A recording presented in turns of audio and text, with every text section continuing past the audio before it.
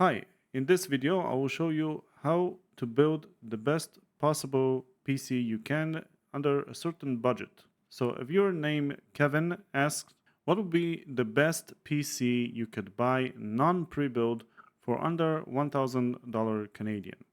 Now I decided that I will do this build live with you, choosing all the parts and debating all the parts so you can see the thought process, what I think about certain parts. And the point of this video is to show you what are the considerations that you need to make when you're choosing parts. And for this build, I will stick to the budget and the country, but you can use the principles that I will show you in this video, and you can apply them to any budget and any country you're buying your computer in. So without further ado, let's get it started. I'm going to use pcpartpicker.com to do this, and I'm going to choose Canada because this is what he asked for. Now, normally I would ask a person, what is the purpose of the build? Is it for gaming? Is it for work? Maybe you want to do video editing, and it can influence a lot the parts decision. Like, do you get like a stronger CPU or a stronger video card if it's for gaming? But for this build, we are trying to get the best possible PC we can for, let's say, $1,000 Canadian. And let's say I want to do a little bit of both, of everything, right? I like to do gaming. I also do homework stuff. I do work stuff on my computer. Maybe I will want to do some video editing or something like that. So overall, I want the computer to be kind of a multitasking computer, right? So what is the best that I can get for that budget? So look, the first thing that I will do, because we are talking about gaming, I want to see what is the highest possible graphic card that I can get, because gaming today is very driven about the graphic card, and it does play a very big role in which games you can play, on what resolution, what frame rate you want to play them. And you will see a lot of YouTube channels that are recommending to have at least 12 or 16 gigabyte VRAM on your GPU, which is true. And that's why I'm trying to start with this and see, okay, what kind of a GPU I can get with 12 or 16 gigabyte of RAM, and what is the price for it, right? Because if I see that a 16 gig card is like $800 Canadian, like the lowest price will be $800 Canadian, then I won't be able to build a PC in $1,000 Canadian, right? So what I'm doing is I'm trying to go from like what is the worst case scenario, and then I try to go down from there. So let's go ahead and do that. I'm gonna move the slider over here and go, let's say 10 gig, okay? And I want to see what is the lowest price I can get for a decent card, and to see like, am I able to build a computer with this, right? So right out of the bat, I see a few options here. Now, just for good measures, I am going to, there's a bunch of like good options for stores here, so I'm going to choose all of them.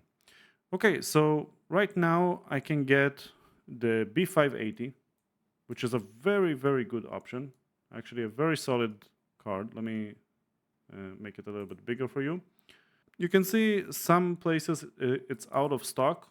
And the B580 is a very decent card that can give you very good performance for 1080p gaming if you're looking not to spend too much.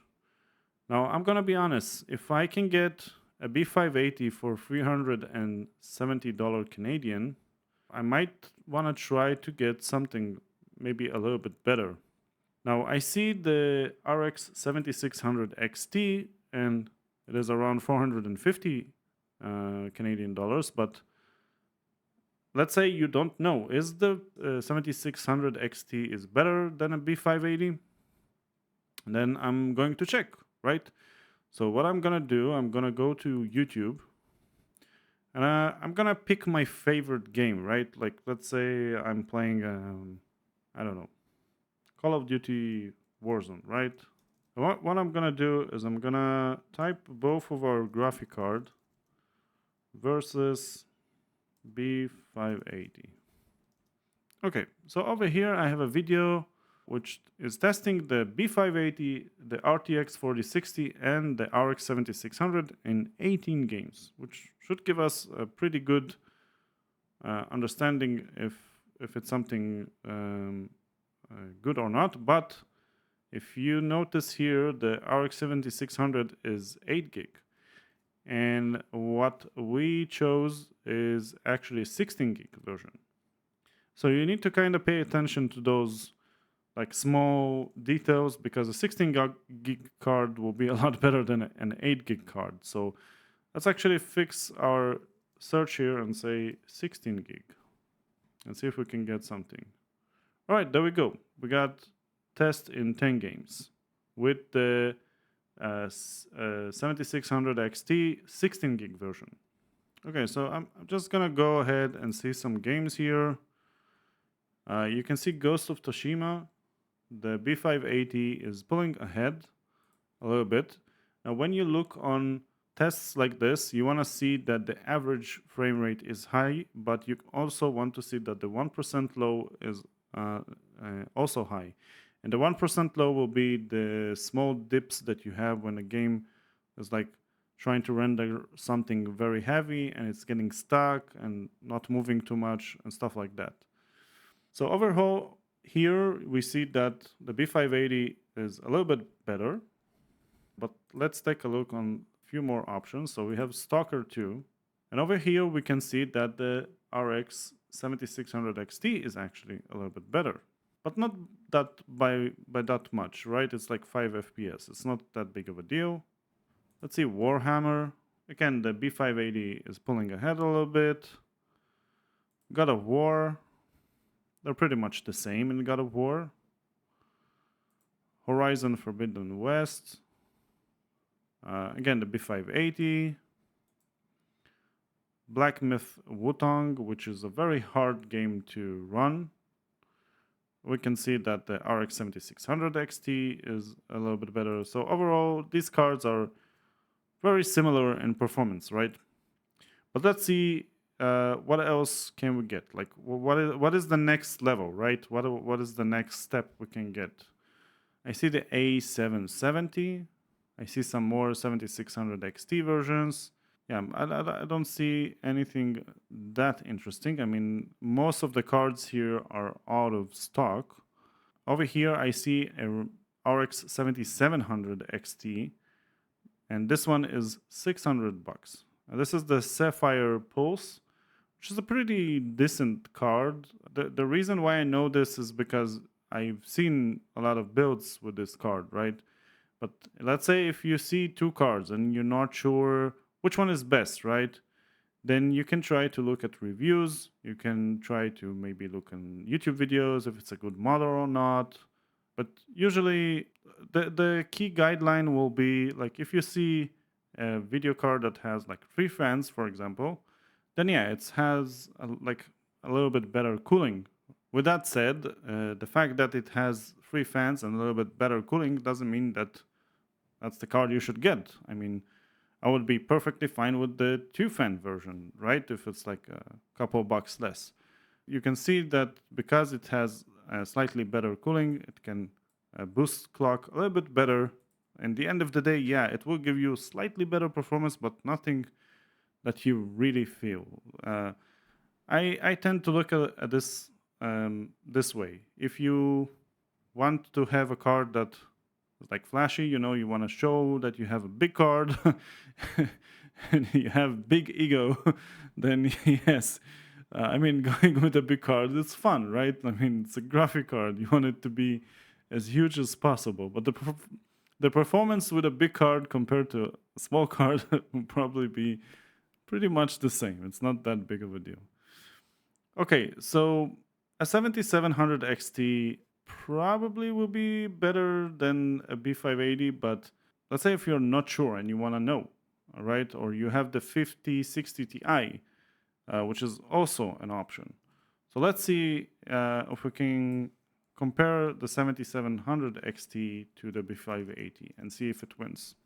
Okay, because this is a much more expensive card. Does paying the premium really worth it? And this is test in 10 games made 5 months ago. This is Cyberpunk 2077, and we can see that the 7700 XT actually is losing a little bit here in the average FPS, but it's winning in the 1% low, which is much more important. This number right here is much more important than the 37 FPS you see over here. So this means that the game runs a little bit smoother with that card. Okay, so this is Red Dead Redemption 2, and we can see that the 7700 XT is pulling ahead quite a bit, almost 20 something FPS difference in average and also in the 1% low. The Witcher 3, we can see again around 20 FPS difference. And this is Avatar. In Avatar, the difference is a little bit smaller. It's around 10 FPS, maybe 15. Forza Horizon 5, again around 10 FPS. Yeah, you can pretty much see that there is a difference, but it's not that big. And this is, I think this was 1440p. But let's see like another video, right? We want to establish. I usually tend not to look at videos that are showing the graphs like this because they can fabricate the numbers pretty easily. And I rather to see actual like gameplay. You can sometimes spot the like choppiness in a video like this. Okay, so this is a test with a 5060 Ti and a B580. We also saw a 5060 Ti, so that can give us also some idea. And this is Assassin's Creed Shadows. We can see that the 1560 Ti is a little bit better. The 1560 Ti is over here on the left. I'm gonna move myself over here so you can see better. So it has average FPS of 50. The low 1% is around 46 FPS, while the B580 has around 27 FPS, which is quite a difference. And Black Myth Wukong also around 20 FPS difference. And this is the reason why I love to see the videos. You can actually spot how choppy this image looks compared to this one. You can really see it. You can see how smooth it looks here and how like choppiness over here. It's not that smooth. You see the difference? That's how you know this benchmark is real and not fake. Because some people say these benchmarks are fake, right? Okay, Cyberpunk. And Cyberpunk is a little bit interesting because the benefit with the 5060 Ti is it has DLSS. And DLSS is deep learning super sampling technology that NVIDIA has, which are way superior than Intel's and AMD's technology, like equivalent technologies. So basically, it makes the games run a lot smoother. And I'm gonna show you this. And it really depends on the games. It's mainly for, let's say, games that are like AAA games, you know, like campaign games or open world games. If you're playing like competitive games, it's probably not gonna matter. You're probably not gonna use DLSS. But if you're playing games like Cyberpunk, for example, look what is the difference. Okay, so you can see here that on 1080p with no DLSS, no ray tracing, no path tracing, no multi-frame gen, all of these names basically are technologies that helps to run the game smoother.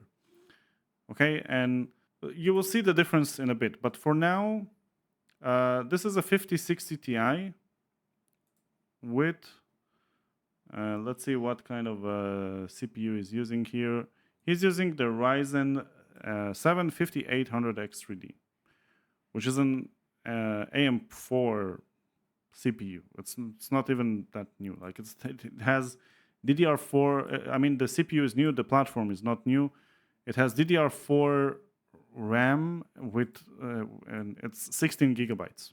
Okay, so just to put it in with some context, because the CPU can also affect a lot, and you can see that it's getting anywhere around 100 average FPS, and the low 1% is around 70, which is quite impressive. I mean, no any special like technologies and stuff, right? But over here you can see that he enabled ray tracing. Okay, immediately the average FPS is like fell down a cliff, and it's cut by half, and you can see how the games is a little bit more choppier. And the ray tracing is all the small little reflections that you can see on the car. You can see over here how nicer it looks. But let's see with DLSS. And this is DLSS also has some presets. So this is DLSS for quality preset. And you can see that with ray tracing, which should take the performance down, right? The game gets a lot around 80 FPS, which looks a lot better and a lot more playable. Okay, but let's keep watching because he will test path tracing as well. And I think it's path tracing. I'm not exactly sure what PT means. I think it's path tracing. Let me actually double check so I don't came out stupid. Yeah, path tracing. So basically, path tracing is kind of a more fancier version of ray tracing. You can see here that rasterized performance is without any ray tracing. This is how it's like vanilla, right? Without anything. And then ray tracing has some more reflections on it. And then path trace is like really, really good, right? Okay, so with path tracing and ray tracing and DLSS, you get 50 FPS and on average, and the game looks a lot better. The game looks like very, very good. You can see that the quality of the reflections on the car, and it just looks very, very good.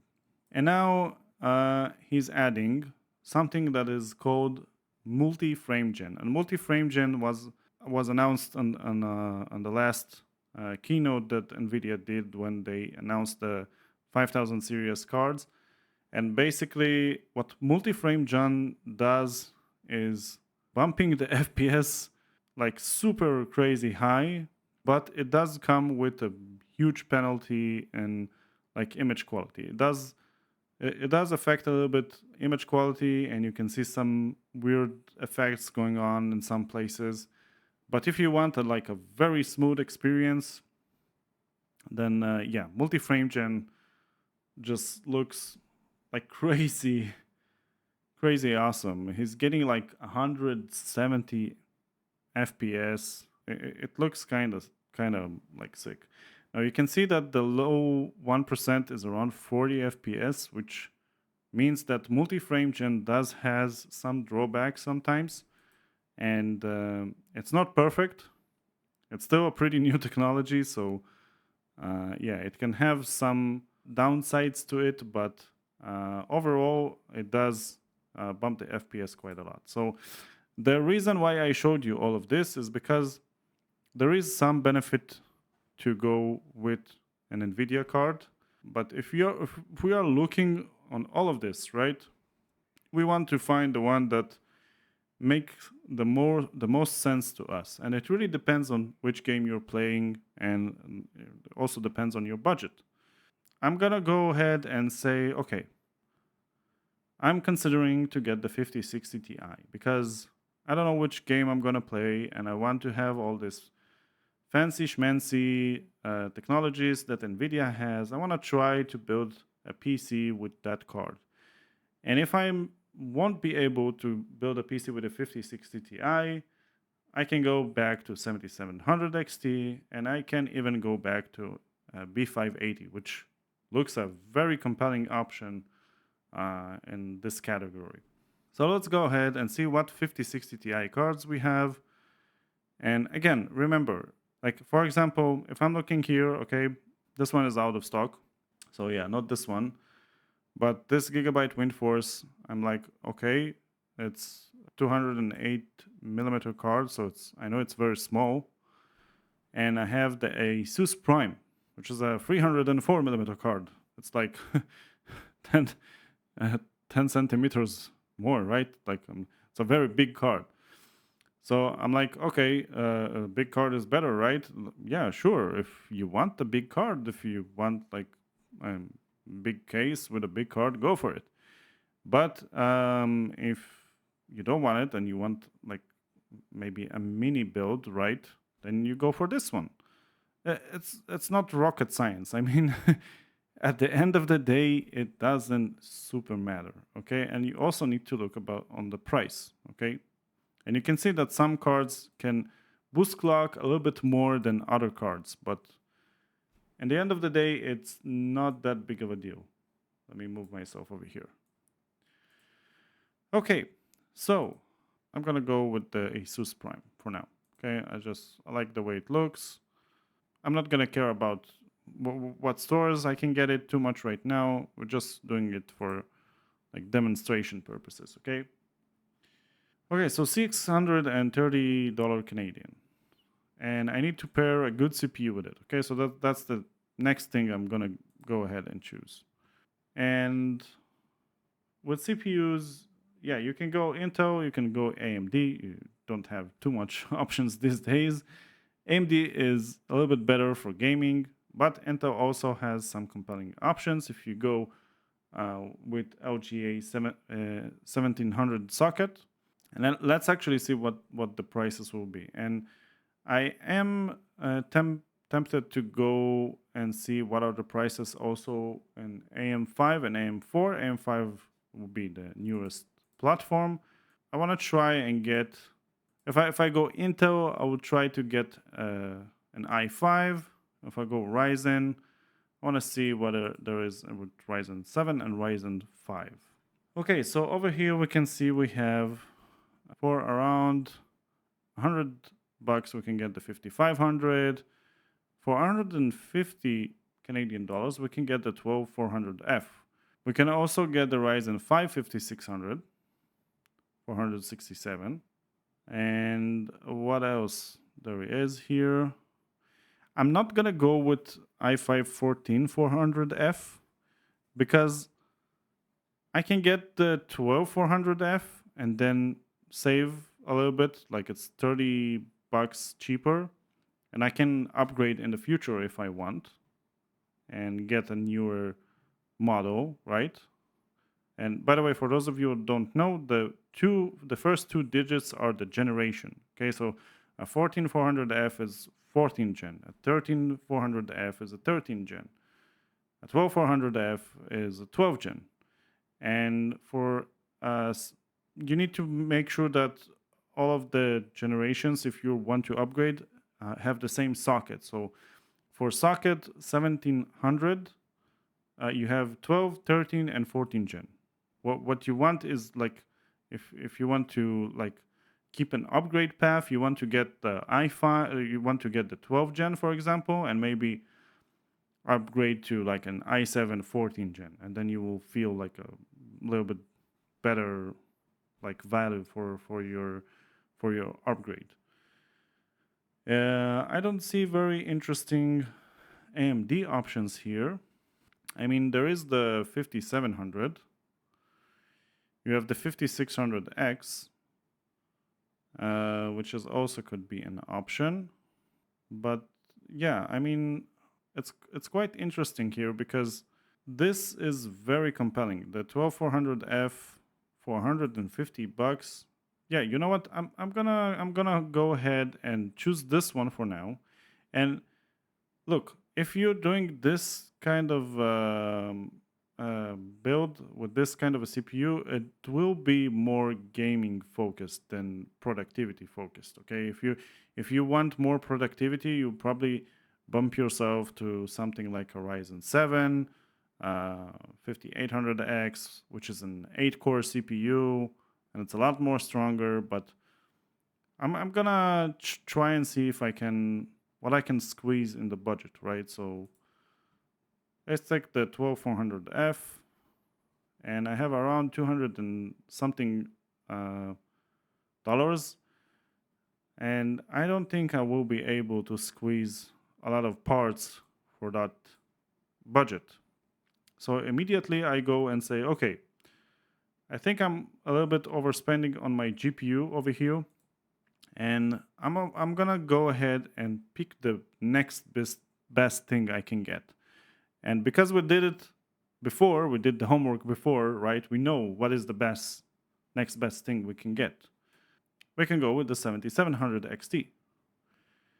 And the 7700 XT actually does not save us a whole lot of money. It's only like $10 cheaper.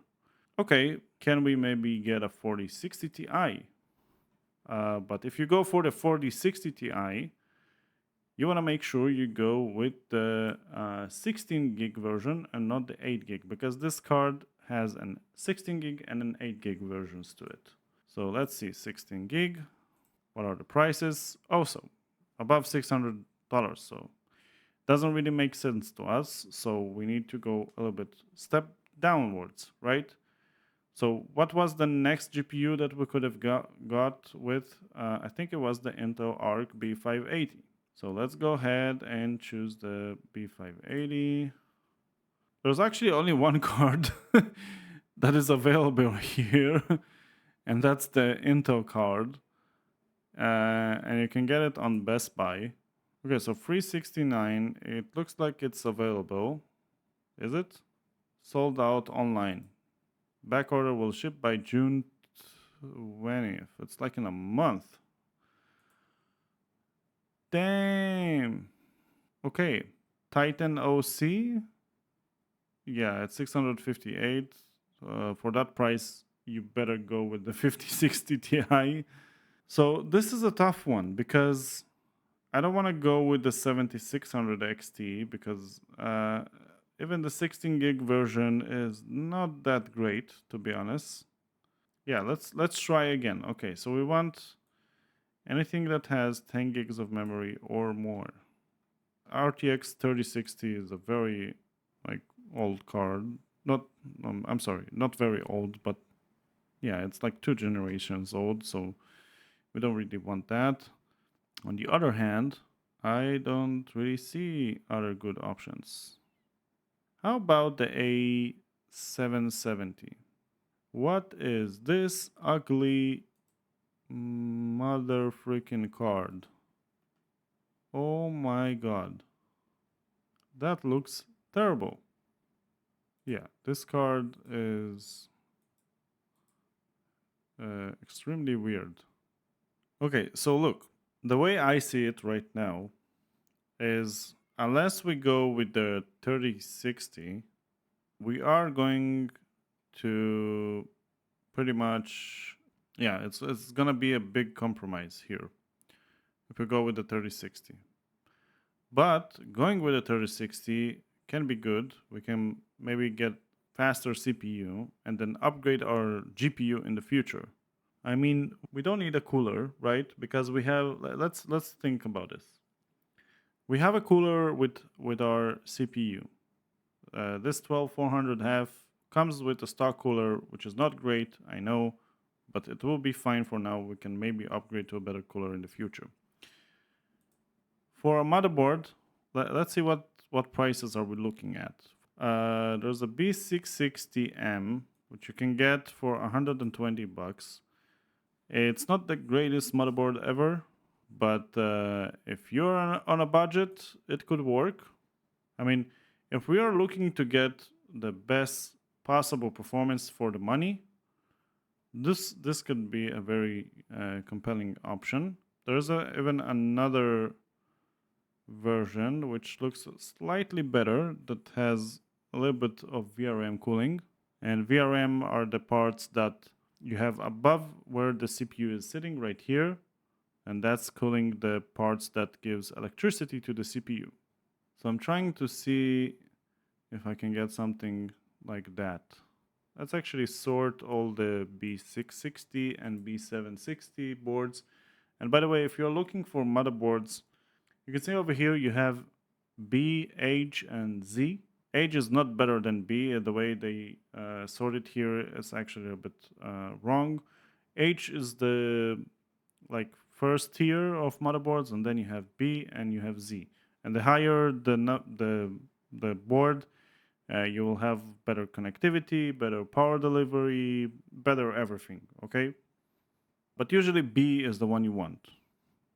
Okay, either if you go AMD or Intel, B is the way to go. Z is only if you really want something very high end. You can go with the Z motherboard. H or A for AMD you want to avoid if you can. Like I would go with this MSI probably. It is a little bit more expensive, but it is a better board. Is there any other good compelling option over here? I like the gigabyte option, but it's a little bit too much. Yeah, this board is not the best. I think the MSI is the one that really makes sense to me here in terms of price and in terms of what this board has to offer. So it's a pretty solid board. It has two M.2 slots. You can see one with the cover over here and another one over here. It has a, it's actually, the amount of USB ports here is actually kind of crap. It has only 5. I mean, it's not like the ASRock motherboard has more, right? It also has 5. Yeah, this is a tough one, guys. Like even if I go with this ASRock motherboard, I'm at 900. I still need a case, power supply, and storage.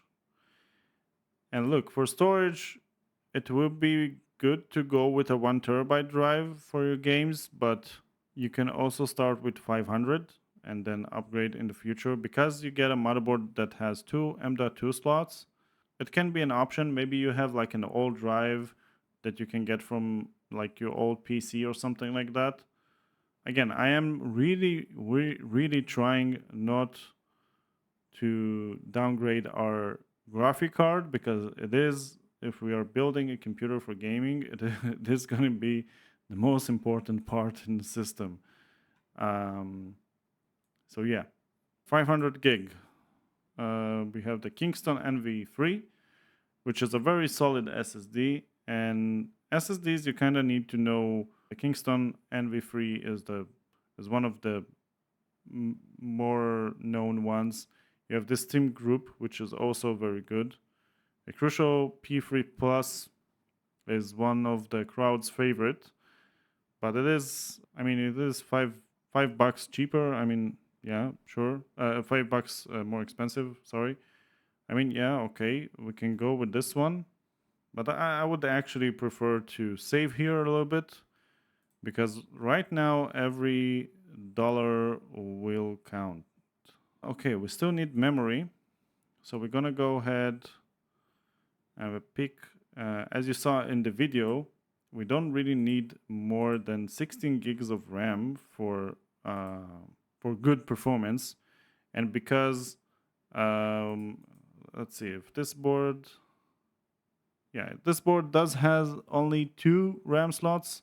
I always recommend either way, even if you get a motherboard that has 4 RAM slots, I always recommend not to actually occupy all 4 slots because motherboards work only in dual channel mode, which means that the CPU can talk only to 2 sticks of RAM each time, and putting 4 sticks of memory actually can sometimes be a little bit buggy and cause some blue screens and stuff like that.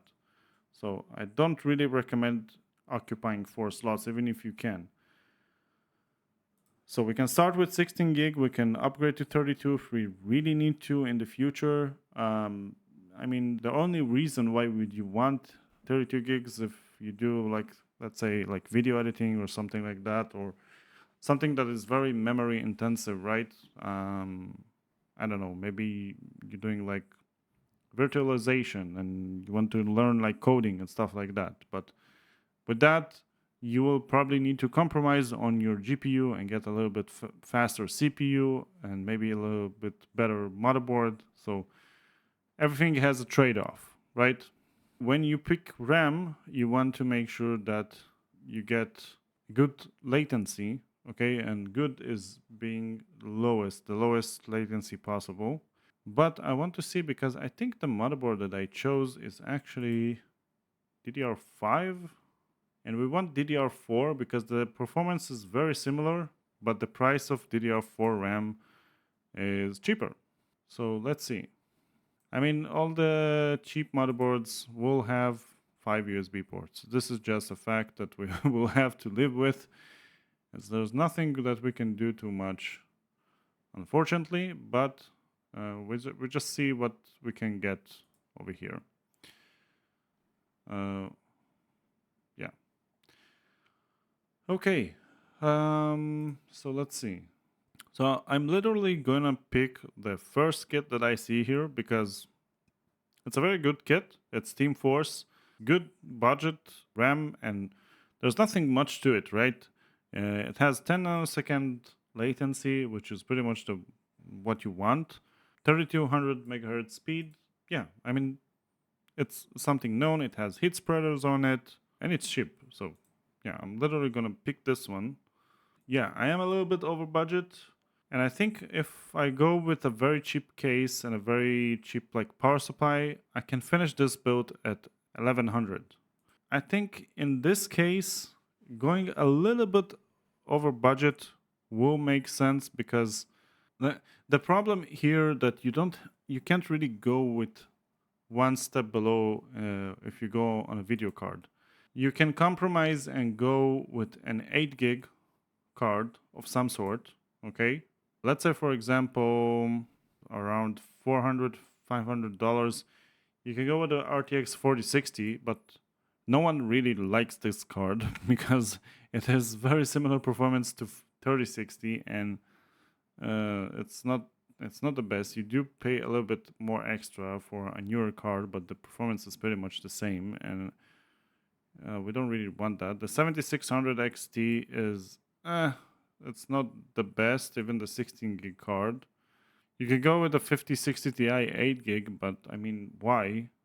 And this A770, I don't trust it. It looks very weird. This kind of dual fan model, I wouldn't get that. It looks awful, and it probably sounds awful as well. Try to avoid small fans if you can in your build, because they make horrible noise. So you either stretch your budget a little bit, or you go with like way worse performance. And just to show you, okay, if you compare a 5060 Ti to a 3060, because to be honest, that would be the more like reasonable choice, right? Okay, 3060 versus a 5060 Ti 16 gig.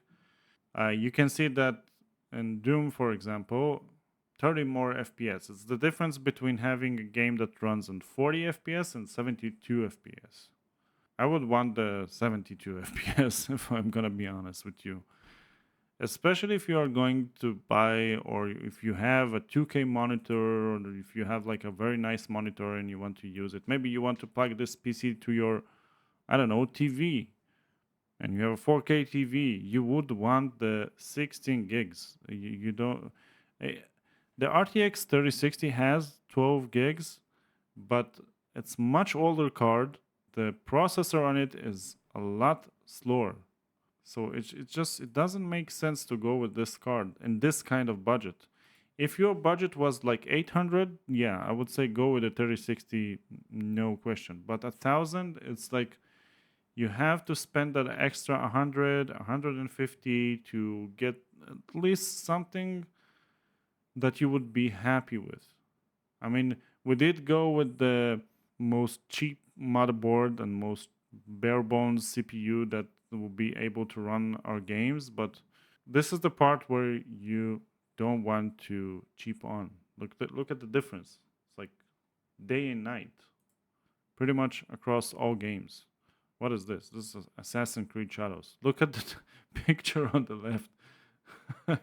It's like so choppy. Look at this. I mean, yeah, it's 40 FPS, but it's playable.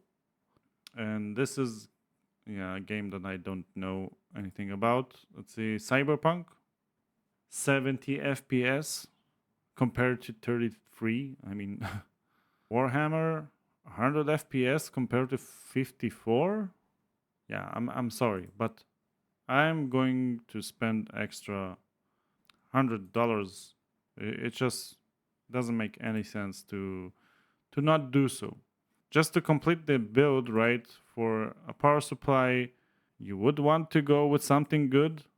But if you really can't afford it and you're like, I'm on the budget, I can't really get too much. Yeah, you can go with a Thermaltake Smart, which all people like will tell you you should avoid this power supply.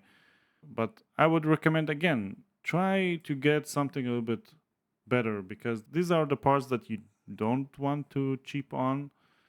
And getting something like, for example, maybe this EVGA 750N1 could be.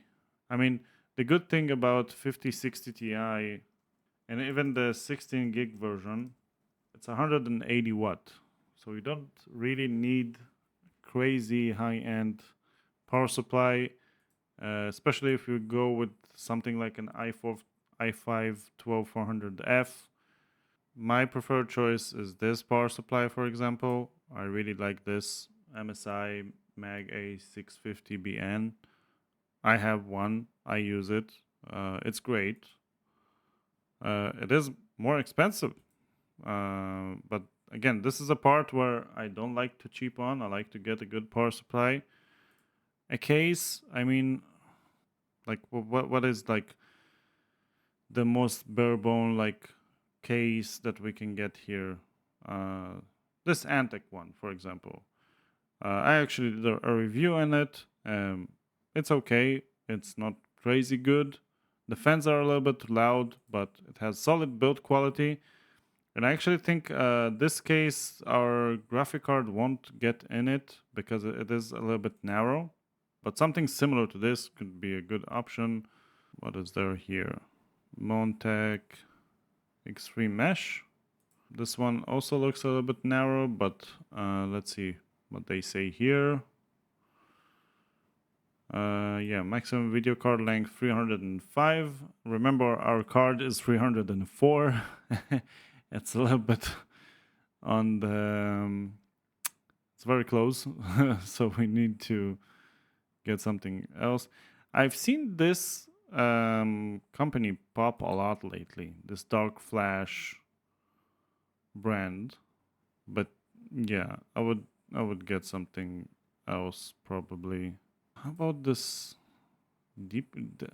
Deepco is still selling, and I thought they were banned in the US. I guess not in Canada then, or maybe they are. I don't know. But anyway, yeah, what could be a good case here? I mean, we could go maybe with, let's say, this Antec. I think the size for the GPU is 31 in this case. Oh, 32. Yeah. Okay, so this one is good. Okay, so I was a bit confused over there, but yeah. I'm gonna go with the AX61. And again, it's not the greatest case ever, but I think it's quite decent. The fans are a little bit loud, and you can't really control their speed, but I mean, it is what it is. We want to get something that will look nice and be manageable for us. And again, this build is more about performance than anything else and value for your money. So Yeah, you do end up slightly more than 1000 Canadian. This is like this is the build that I would probably go with. I would spend a little bit more, but this will give you very very good performance. And if I will take another look on CPUs here, maybe if we, is there anything else we can do here? You could go with the 12100F as well. This also can be an option, but you will be bottlenecked a little bit. I wouldn't do so. I would get the i5 if I be completely honest. Yeah, I think if you can spend a little bit more, this would probably be optimal because as you can as you saw with the video card, anything below that is like just doesn't really worth your money. It's like half of the performance. I mean, if I go look, it wouldn't make any sense, right? But if I let's say go with 4060 maybe. I mean 4060 could be an option.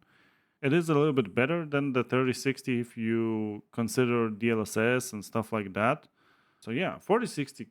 I know everyone hates it. Everyone hates that card. People are gonna hate me in the comments for it. But again, I'm trying to like prove a point or help, right? So let's say I'm gonna go with a 4060, right? And I want like a nice model. This one looks fancy, right? 470. You can get it on Best Buy. This is the PNY XLR8 RTX 4060, which everyone hates, but I think it's totally okay to get it. If you really can't spend the extra 100, 200 bucks, I get it. It's a lot of money. I'm not trying to disrespect, I'm trying to help. But if you really can't spend the extra 100, 200 bucks, get this card. This is the next best option you can get. Don't get a 3060. It just doesn't make any sense. I know it has more VRAM, but the chip is older and slower, so doesn't make any sense. So you get a 4060, right? You can get a better motherboard, right? But you know what? Even with that, don't get any better motherboard. Don't get like just leave it all as it is, and you're at $1,000 Canadian. Like bang on. $10 like more maybe. You can get maybe like a slightly cheaper power supply, but don't. This is where you don't wanna like. Power supply are important. Good power supply is important. Um, this is a solid build. By the way, I think I accidentally put two SSDs in the build, which is cool. But yeah, 950, right? So if we get the if we take this out and we leave the 5060 Ti 16 gig, yeah, 118 bucks. I think if you spend a little bit more time, like save an extra month, just get this card. It's just a lot better. I mean, it just the performance difference is so big between getting this and getting like a 4060 or 3060. It's just not worth it, you know. By the way, if we go here 950, if you wanna really wanna get to those to that 1000, what I would do, I would get a better motherboard for sure. Maybe even something with like Wi-Fi and stuff, which is quite nice to have. It's 200 bucks. This will leave you at 1069. I would do this. I would go 4060 dual fan card. Okay, it's a lot cheaper, slightly better motherboard. Actually, much better motherboard, to be honest. This MSI B760M-A is very good. And the reason why I say it's very good, it's because it has a lot more VRAM cooling and power phases. And if you upgrade your i5 12400F in the future to an i7 something something K, like very strong CPU, this board will be able to deliver all the power it needs. It has an extra 4-pin connector for the CPU. It has much better connectivity and Wi-Fi. Yeah, it's very solid motherboard. That could be an option. You can also do something like this. You can go, instead of this motherboard, let's say you don't need Wi-Fi and Bluetooth, right? We can go with, you have the ASRock B760 Pro. Something like this has slightly more USB ports. It's a full ATX board. It looks a lot nicer. It has more cooling. Yeah, if I go with something like this, for example, and I'm at 984, and over here I can go ahead and change my storage to have 1 terabyte instead of 500 gigs, and boom, I'm at 1,000. Okay, and this is all good, right? If you really want that 1,000 baby, okay, let me just show you something here. This is $1,000 Canadian. Okay, you have the i5 12400F, you have the ASRock B760 Pro, you have like a really solid motherboard, 16 gigs of RAM, 1 terabyte SSD, you have 4060. Okay, I know everyone hates it, but you have a 4060. You have a decent case, a good power supply. Okay, this is our second option. Okay, this is $120 more, and I took the cheapest motherboard I could get because again, motherboards, they don't affect performance that much. They do sometimes, but it is what it is. We want the best possible card. Okay, we have 500 gigs of storage instead of 1 terabyte. Everything else is the same. So we change only the motherboard and storage, which is, these are the parts where we can like a little bit, cheap out. I can't really go with a cheaper case. I think the cheapest case here is like $60. Okay, so the case is $64. I can't really go any cheaper than that. It's actually a solid case, so it's all good. So $120 more. But let's see what is the performance difference, because this is the most interesting part here.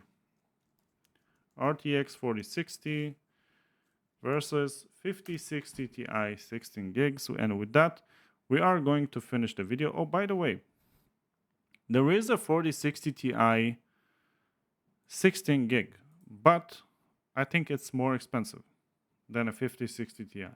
I think we saw that, and I think it is more expensive. Yeah, 4060 Ti cost the same as a 5060 Ti. $623, exactly the same. So no. Okay, so no for 4060 Ti. We want 4060 against 5060 Ti. There it is. This is a video 9 days ago by Hardware for Gamers. And he's testing here with the Ryzen 7 9800X3D. So yeah, your mileage may vary with the FPS numbers and everything. And you can see that he's using a dual fan card here. And let's see. Microsoft Flight Simulator 2024. Okay, 20 FPS difference. This is full HD. Okay. On 2K, you get 45 frames compared to 30. Marvel Rivals. 100 FPS compared to 70. 120 FPS. 2K. 90 FPS compared to 50 FPS. Black Myth Wukong. Okay, so here the difference is not that huge, but you can see that the image does look a little bit smoother compared to this one. And yeah, that's the difference for having much more VRAM. I can also see the temps here. The card runs a lot cooler. Even though this is a dual fan card, remember, this is the 5060 Ti, the small one that you saw. It's like 56 degrees compared to like 72. I don't know which card he has with the 4060, but look, 2K, a Black Myth, Wukong, 30 something FPS compared to 50 something. Look how much of a difference how the game runs. A lot smoother here than here. Look how choppy it is. It's like insane. It's $100 more. I mean, yeah, it's a lot of money, but I think it's worth it. PUBG, double the frames, literally 100 FPS, like almost 200. 2K resolution, 1440p, 120, 70 FPS. Like this is the difference between buying like a 144 hertz monitor and actually almost getting the 144 frames compared to like buying 144 hertz and like having a very choppy image. Path of Exile too, man. I'm actually very interested of trying this game. Okay, here there isn't barely a difference actually. Okay, there is some 20 FPS again. Okay, so some games are not, there isn't that big of a difference, but once you bump the resolution, look, it's like 30 FPS difference. This is 2K. Yeah, man, this is tough. Call of Duty Black Ops 6, 100 FPS, 120, 110, 120. I mean, the game still looks great, but wouldn't you rather the more frames? So yeah, the point of this video is get a 5060 Ti if you can, and don't get a 4060. I mean, getting a 4060 is okay. Again, it's all about if you really can't stretch the extra 100 bucks, then go with a 4060. Even though the whole internet hates it, it's still the more reasonable option, I think, because and it really depends on where you buy. Okay, we are looking at Canada. Maybe in your country, a 7700 XT is cheaper, and you can get that. Then yeah, get the 7700 XT. But in this case, we saw that the 7700 XT, and let's double check again, was the same price as the 5060 Ti. Yeah, you can see the cheapest one is 613 bucks, which is 10 bucks cheaper than a 5060 Ti. And a 5060 Ti is slightly better than this one. Let's double check it again. 16 gig 5060 Ti. This is very important to note here. Yeah, you can see memory size over here. It's 16 gigabytes over here. Okay. Let's see what is the difference. Okay, so no, wait. The 7700 XT. Okay, we saw this before. In some games, it's a little bit faster. So 7700 XT can be also an option, especially if you can get it for slightly cheaper.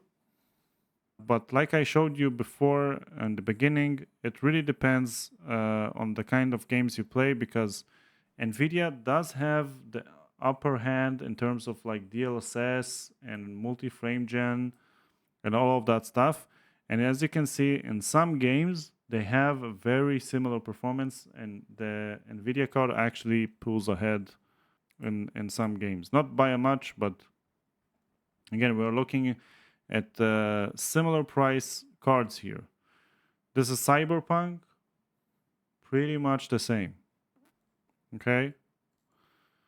But with NVIDIA, you get the benefit of slightly more RAM, you get multi-frame, DLSS 4, all of that good stuff. So, yeah. Let's see a couple more games here, and I think we'll wrap it up. Some games, the 7700 XT, have slightly better performance, so it really depends on which games you're playing. But across the board, okay, this is completely NVIDIA. And what is this? This is GTA 5.